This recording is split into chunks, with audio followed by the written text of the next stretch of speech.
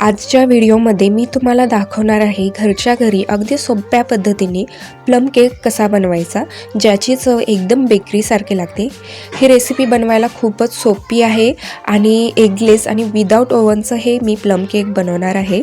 चला तर मग रेसिपीला सुरुवात करूयात। तर इथे मी कढईमध्ये 3/4 कप फ्रेश ऑरेंज ज्यूस घेतले आहे। फ्रेश ऑरेंज ज्यूस नसेल तर बाहेर जे विकत्रीमधल्या जे डब्यामध्ये ज्यूस भेटतं ते कुठलंही वापरलं तरीही चालेल। तर इथे मी फ्रेश ज्यूस वापरलेला आहे, त्यामुळे इथे मी 2 चमचे साखर घातली आहे आणि आता यामध्ये ड्रायफ्रूट्स घालूया। तर इथे मी 2 चमचे टूटी फ्रुटी घातली आहे, 2 चमचे बदामाचे काप आणि 2 चमचे काजूचे काप घातले आहे।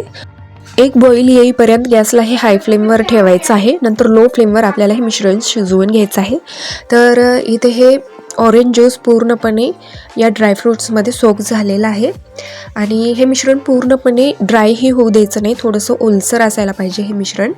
आणि आता हे आपण हे थंड होण्यासाठी बाजूला ठेवूयात। आता आपण कॅरमल सिरप बनवून घेऊयात। कॅरमल सिरपमुळे केकला छान असा ब्राऊन रंग येतो। तर इथे मी कढईमध्ये अर्धा कप साखर घेतली आहे आणि साखर हे अशा प्रकारे कढईमध्ये स्प्रेड करून टाकायचं आहे।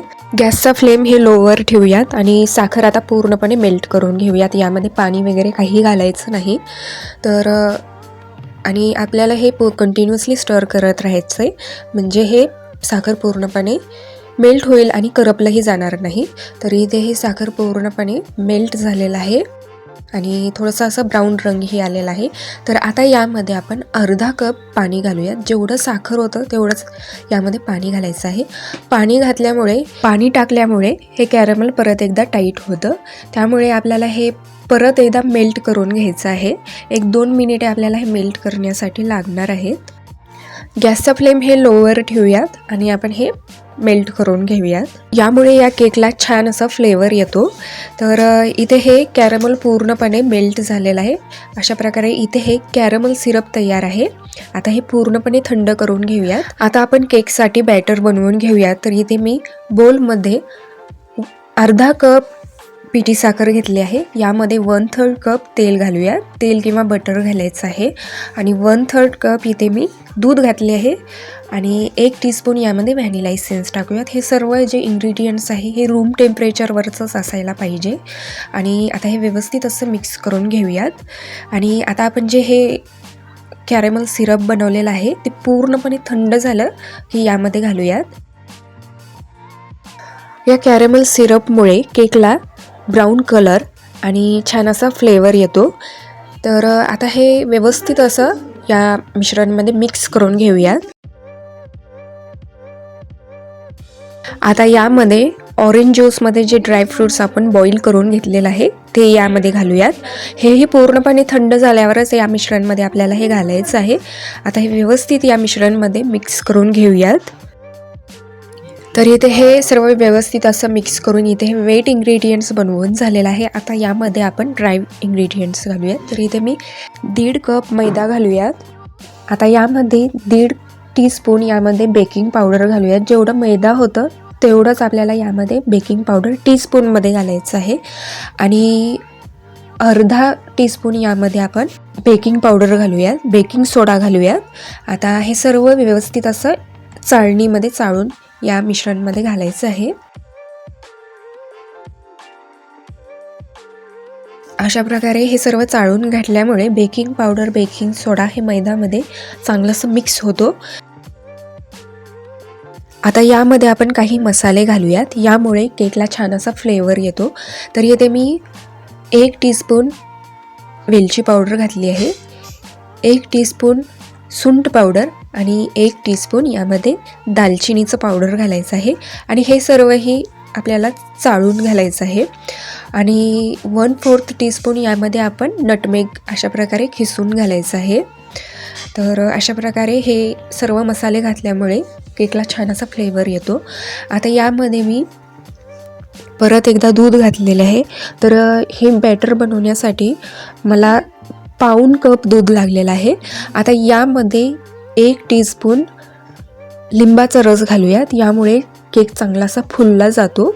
तर हे सर्व व्यवस्थित असं मिक्स करून घेऊयात। तर इथे हे केकचं बॅटर बनवून झालेला आहे. चांगलासा व्यवस्थित सर्व इन्ग्रेडियंट्स मिक्स करून घेतलेले आहेत.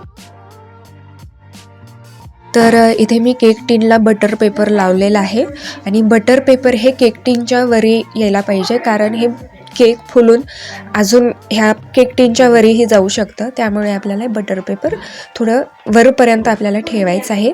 यामध्ये मी हे सर्व बॅटर टाकलेले आहे आणि 2-3 वेळा आपल्याला हे टॅप करून घ्यायचं आहे, म्हणजे यातले एअर बबल्स रिलीज होतात. आता हे केक टिन प्रीहीट केलेल्या कढईमध्ये ठेवूयात आणि वरून यावर ड्रायफ्रूट्स घालूयात.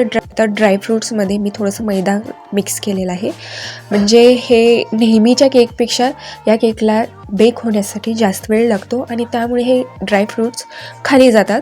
ते खाली जाऊ नये म्हणून यामध्ये मी मैदा घातलेले आहे. तर अशा प्रकारे आपल्याला हे सर्व ड्रायफ्रूट्स मी वरून टाकलेले आहे. आता यावर झाकण ठेवूयात आणि लो फ्लेमवर 40 ते 45 किंवा 60 मिनिटासाठी आपल्याला हे केक बेक करून घ्यायचं आहे. इतर केकपेक्षा या केकला बेक होण्यासाठी जास्त वेळ लागतो. तर इथे हे 1 तास झालेले आहेत. आता आपण केक बेक झालेला आहे की नाही ते चेक करूया. टूथपिकने चेक करायचं आहे. टूथपिक स्वच्छ आलेला आहे म्हणजे केक चांगलासा बेक झालेला आहे. आता आपण केक थोडा थंड होऊ देऊयात, कारण गरम केक लगेचच काढला तर तो तुटू शकतो. 10-15 मिनिटानंतर आपण हे केक डिमोल्ड करूयात. तर इथे केक पूर्णपणे थंड झालेला आहे. आता आपण हे केक एका प्लेटमध्ये ट्रान्सफर करून घेऊयात. तर इथे हे केक बेक होऊन साईजने डबल झालेला आहे. साईडपासून ते बेसपर्यंत परफेक्ट असं हे केक बेक झालेलं आहे. आता आपण केक कट करून पाहूयात. केक किती छान सॉफ्ट आणि स्पॉन्ज एकदम परफेक्ट बनला आहे. ड्रायफ्रूट्सचे तुकडे आतपर्यंत छान मिक्स झाले आहेत आणि केकचा टेक्स्चर एकदम बेकरी स्टाईल वाटतोय. हा केक खूपच सॉफ्ट, टेस्टी आणि ड्रायफ्रूट्सने भरलेला असतो. खास करून ख्रिसमस, न्यू इयरला हे केक बनवला जातो. इथे हे एगलेस प्लम केक तयार आहे. चला तर मग परत भेटूयात अशाच एका नवीन रेसिपीसोबत.